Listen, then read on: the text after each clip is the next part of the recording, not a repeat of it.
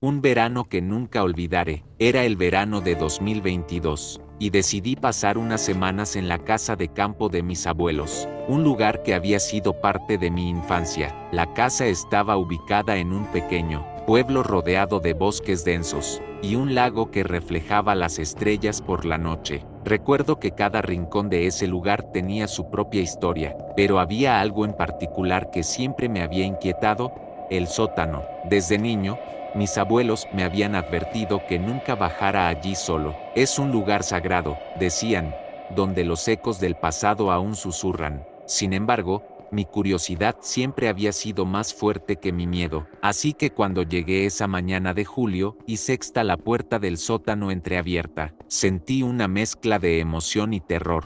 Decidí ignorar las advertencias y bajé las escaleras crujientes. El aire era frío y húmedo, y la luz apenas iluminaba las paredes cubiertas de moho. A medida que avanzaba, oí un susurro. Era tenue, casi como si alguien estuviera hablando en voz baja justo detrás de mí. Me detuve en seco, el corazón latiéndome con fuerza. «Hola», pregunté, tratando de sonar valiente. No hubo respuesta, solo el eco de mi propia voz. A medida que exploraba, encontré objetos cubiertos por una capa gruesa de polvo, viejas fotografías, juguetes rotos y una caja llena de cartas amarillas envejecidas. Me senté en el suelo para examinar las cartas, pero justo cuando abrí la primera, el susurro volvió a resonar. Esta vez era más claro: «Déjalo, no deberías estar aquí». Estaba seguro de que lo había imaginado, pero la voz sonaba tan real. Decidí salir rápidamente del sótano. Algo me decía que debía irme antes de que fuera demasiado tarde. A la mañana siguiente, traté de olvidar lo sucedido y pasé el día explorando los alrededores con mi primo Lucas. Sin embargo, cada vez que miraba hacia la casa, sentía esa extraña presión en el pecho. Esa noche,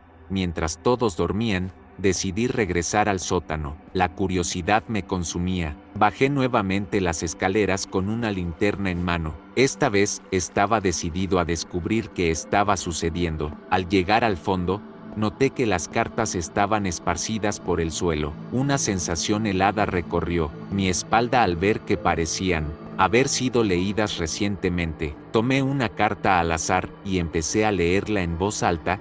«Querido Manuel, sé lo que hiciste». La frase se cortó abruptamente y me di cuenta de que estaba temblando. En ese momento, escuché un golpe fuerte detrás de mí. Algo había caído al suelo. Giré rápidamente la linterna hacia el ruido y vi una sombra deslizándose entre las paredes del sótano. «¿Quién está ahí?», grité con todas mis fuerzas. No hubo respuesta, solo el silencio ensordecedor del lugar. Mi instinto me dijo que debía salir corriendo ahora mismo, pero antes de poder moverme, la sombra se acercó un poco más hacia mí. Pude distinguir una figura humana con ojos oscuros y vacíos. «Déjalo, no debes saber», murmuró la figura con una voz rasposa mientras se acercaba lentamente. La adrenalina recorrió mi cuerpo y finalmente logré darme la vuelta y correr hacia la escalera. Sentí como si algo me estuviera persiguiendo mientras subía los peldaños a toda prisa. Llegué a la puerta del sótano y la cerré tras de mí con un portazo. Temblando, decidí contarle a Lucas lo sucedido al día siguiente, pero cuando fui a buscarlo por la mañana,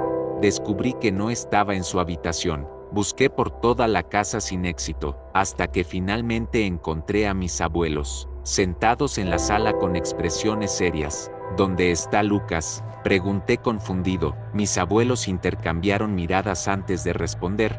«Wilker, Lucas nunca vino aquí este verano». Mi corazón se hundió mientras recordaba cómo había estado jugando con él durante todo el día anterior. «No puede ser, él estaba aquí conmigo», insistí desesperadamente. Sin embargo, ellos estaban seguros. Nadie había visto a Lucas desde hacía semanas. En ese momento comprendí que tal vez lo que había experimentado en el sótano no era solo un juego de mi imaginación. ¿Acaso había sido arrastrado hacia algo más oscuro? Esa noche no pude dormir.